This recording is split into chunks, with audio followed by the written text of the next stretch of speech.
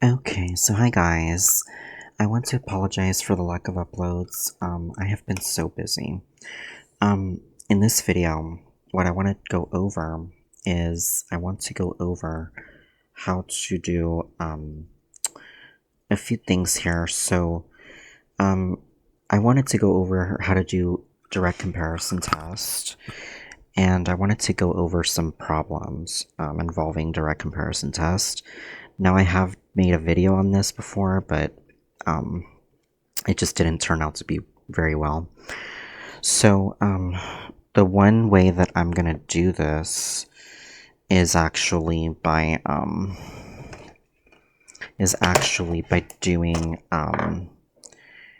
a few problems here. So, and actually, I'm gonna go ahead and define a few definitions here before we get started.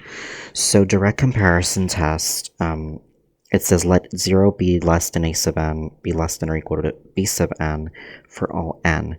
If the sum from n equals 1 to infinity of b sub n converges, then the sum from n equals 1 to infinity of a sub n converges as well. And then number 2 says if the sum from n equals 1 to infinity of a sub n diverges, then the sum from n equals 1 to infinity of b sub n diverges. So basically, if b sub n converges, a sub n converges. If a sub n diverges, b sub n diverges. So that's basically what that is. And with this, I wanted to define some terminology as well when it comes to p-series. So p-series, and let me actually, give me 1 second, guys. Okay, guys, so these are the definitions for p-series. There was one more definition I wanted to go over, and that was the harmonic series. So the harmonic series, I forgot to put it in here, but I'm gonna just quickly define it. So a harmonic series is also a p-series, but it diverges. It always diverges. So if I insert here the sum from n equals 1 to infinity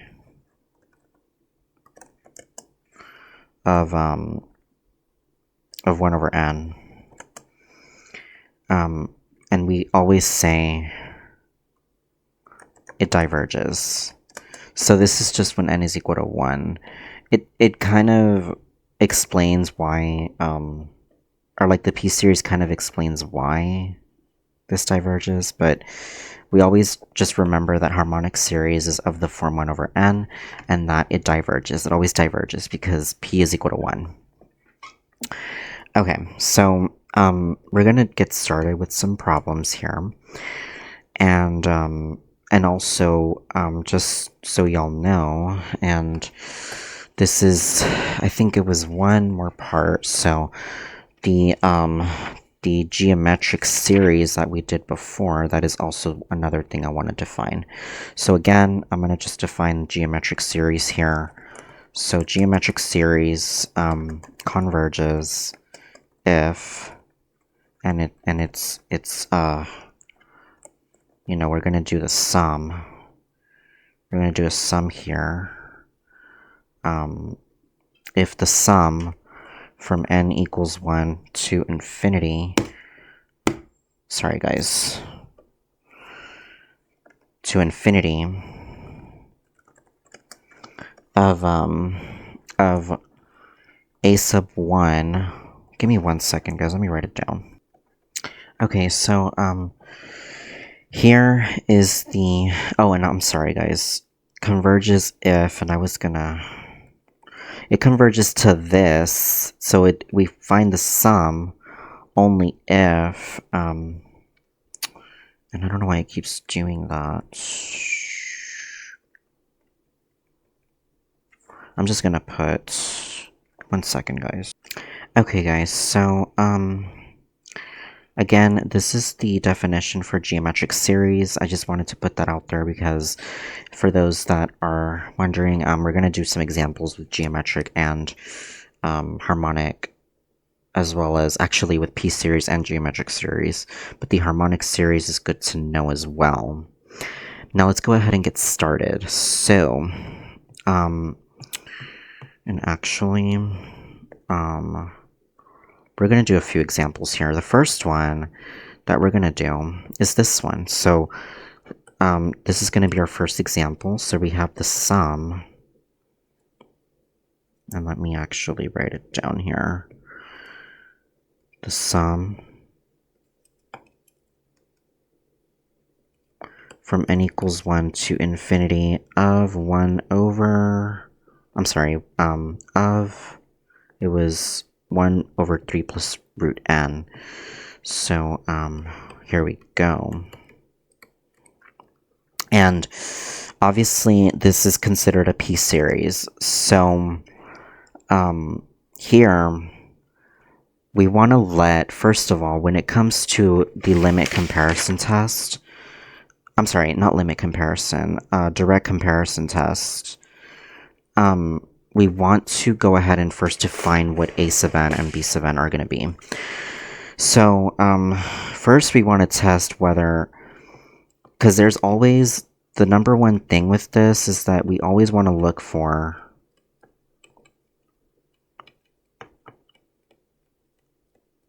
an inner series or inner formula within this series here.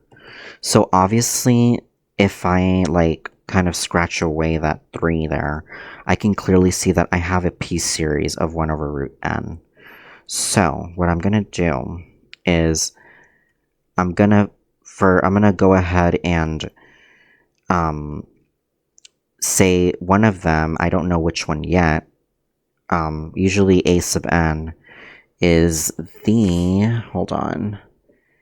usually a sub n is the smaller one, so it would be the smaller series, and then b sub n is the bigger series. But keep in mind that either one of these, so that's number 2. Another thing is that either one of those, either a sub n or b sub n, will be the original formula. So what I mean by that is one of them is going to be this, but we don't know yet. And so what we're going to do is we're going to test it out. So what I want to do, we want to get it so that we want to say a sub n. We want to say that a sub n is less than or equal to b sub n. Normally it would be less than. So what we're going to do is we're going to test 2 series. We want to see if 1 over 3 plus root n, how it compares to 1 over root n. Okay. And so we're going to pick we're going to pick a number, and here let's go ahead and just test a number. So let's test for n is equal to 4. So n equals 4, right? So we're going to try to see how this one compares to this one when it comes to n equals 4. So if I do it for my left one here, I'm gonna have 1 over 3 plus root n, and it's going to be, this is gonna be equal to, when n equals 4, excuse me, we're gonna say that 1 over root n when n equals 4 will equal, 1 over 3 plus root n when n equals 4 is going to be 1 over 3 plus root 4. So it's going to be plus the square root of 4. And then from here, we're going to simplify this. So it's going to be 1 over 3 plus 2, which is 1/5. So we know that this one, when n equals 4, it is 1/5. So we're going to put a 1/5 here. And we're gonna do the same thing for the right side. Now, here, so basically, we're gonna go ahead and now do 1 over root n. So again, I'm gonna use test n equals 4 for 1 over root n because that's our other one over here, right? So now we're gonna do n equals 4 for that. So again, let's go ahead and do that like this, and it's gonna be 1 over the square root of 4. So we have something like this, and this will be 1/2. So then, let's see here. This is gonna be 1/4. I'm sorry, 1/2. Excuse me. Now, how does this compare to this one? The way that we can figure this out, if I let 1/5 and I do we don't know what it would be to 1/2. If I cross multiply, we know that 2 and 5, so it would be 2 and then 5. We know that 2 is less than 5. So therefore, the one that got 1/5 here, so the one that, let's see here, hold on guys. It would be 2 less than 5. So, one second guys, hold on. Okay, so I got it. Basically, what this means is that if this is true, so if a is less than b, 1 over a is greater than 1 over b. So, therefore, I know that so basically 1 over 3 plus root n, since it got 1/5, this one was this one. So we're gonna say, because 1/5 is actually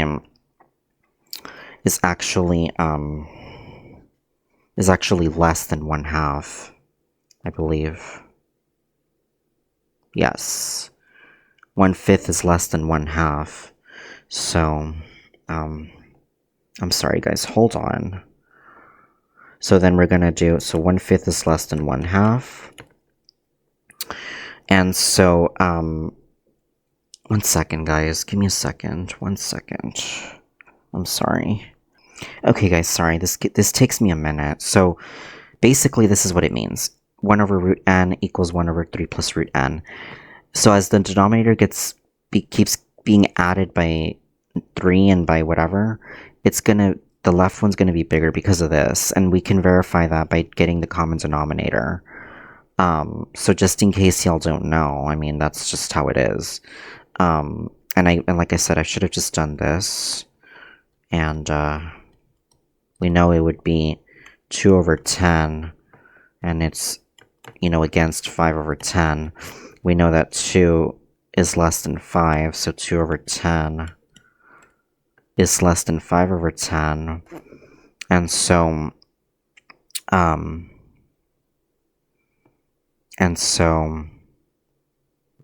here, we would end up saying that, 1 second, divided by 2, that 1/5 is less than 1/2. So, like right here, because it's simplified.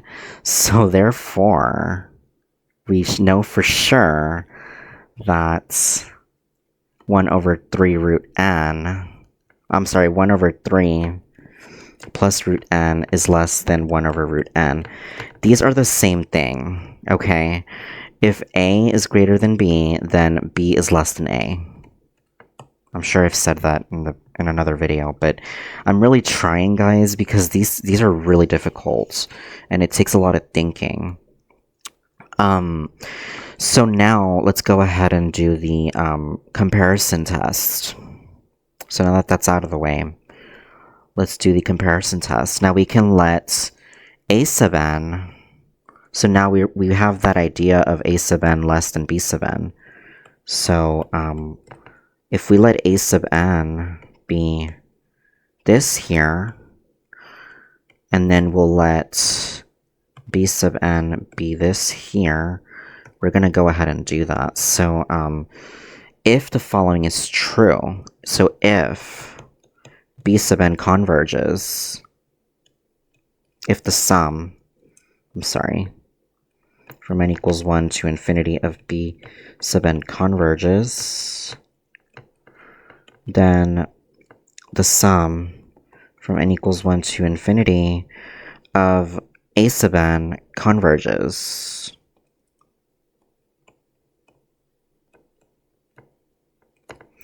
And then if the sum from n equals 1 to infinity of b sub n diverges, then the sum from n equals 1 to infinity of a sub n diverges. Okay. I'm sorry. These are supposed to be switched. Excuse me, guys. I'm sorry.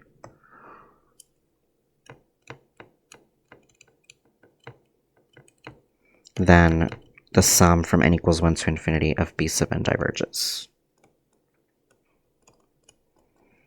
Okay, so guys, just know with these, it's a lot of terminology. It is a lot of definition, and it really takes time. Even for me, as y'all can see, it takes me time because these are really difficult. And I will admit, these are really hard for me as well. So I just want to be very honest and say that these are really difficult, but I'm trying my best to show y'all how to do these. So, here we end up having, and so we know that a sub n is 1 over 3 plus root n. But I'm not really as worried about this one. I'm more looking at b sub n. So b sub n is actually 1 over root n. And that's a p-series. If you think about it, this is 1 over n to the 1/2. And we know that when we have a p-series, based on our definition previously, p-series converges if p is greater than 1, and p-series diverges if p is less than or equal to 1. So according to this here, according to this one here, since this one diverges, because if you look at this one on its own, this is a p-series.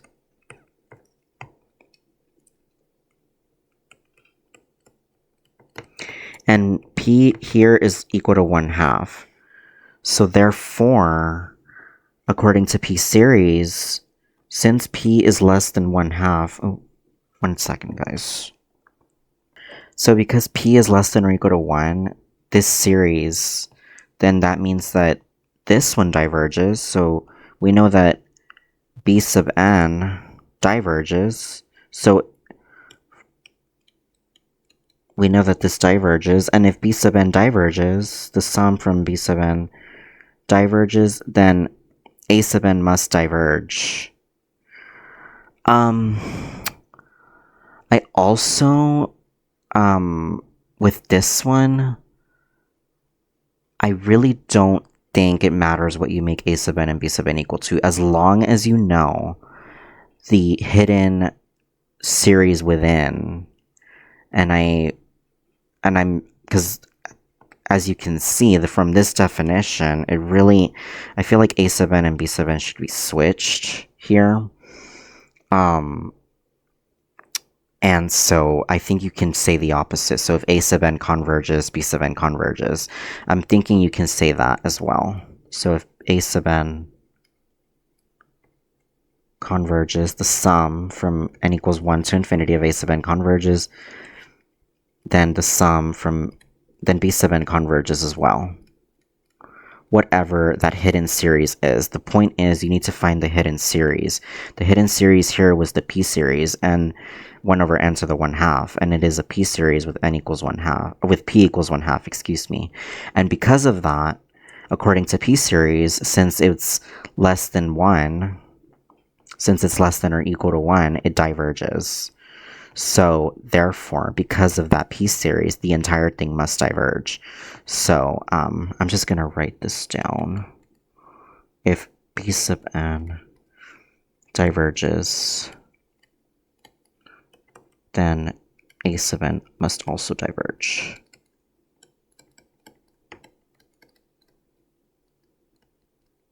And so therefore, thus,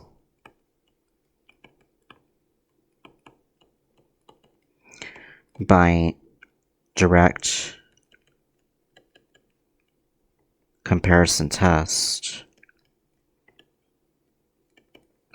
the sum from n equals 1 to infinity of, and it was 1 over, I'm sorry guys, it was 1 over 3 plus root n, diverges.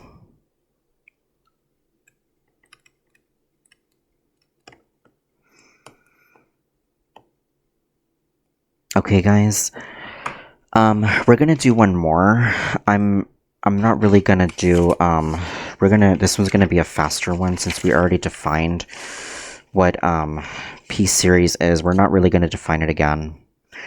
We're gonna do one more and that'll be it for this video because this is not really, at least I don't think they give you many types with these. A lot of the problems with these are very similar.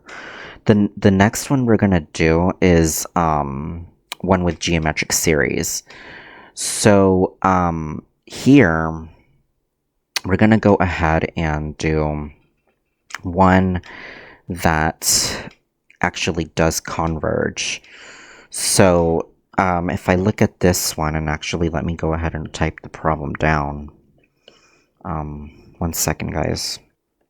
Okay, so this is from n equals 1 to infinity of 2 to the n over 9 to the n plus minus 4.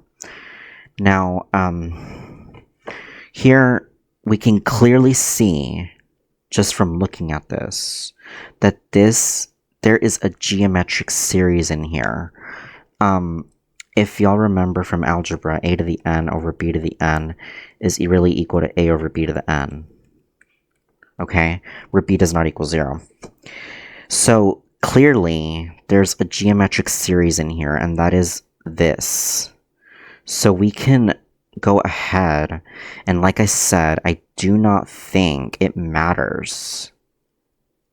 I mean, as long as you understand the definitions, if the smaller one diverges, if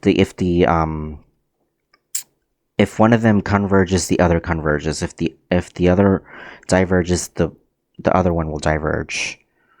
So I don't want to use the definition that we actually did at the beginning.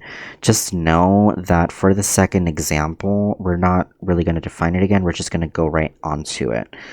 So here we have the sum from n equals 1 to infinity of 2 to the n over 9 to the n minus 4. Now, there's another one that actually is 2 to the n over 9 to the n. And this is actually considered a geometric series.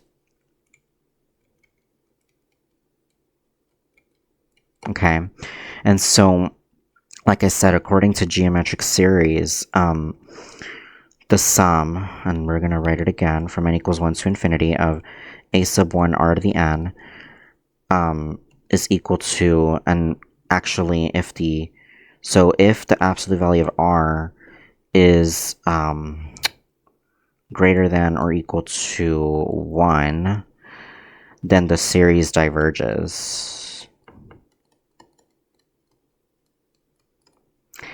And if the sum from, this is for, I'm sorry guys, hold on.